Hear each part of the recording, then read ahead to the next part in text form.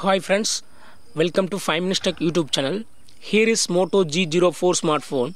In this video you will learn how to turn off touch vibration in your phone Moto G04. If you touch on navigation buttons like home button, back button, recent tab button, there will be a touch vibration you will experience. Okay. Also suppose if you are putting lock and if you unlock your phone, while drawing the pattern there will be touch vibration. Okay, if you want to turn off this touch vibration, what you have to do is go to the settings of your phone. Here go to settings, then go to sound and vibration, and here go to vibration and haptics. It is already turned on.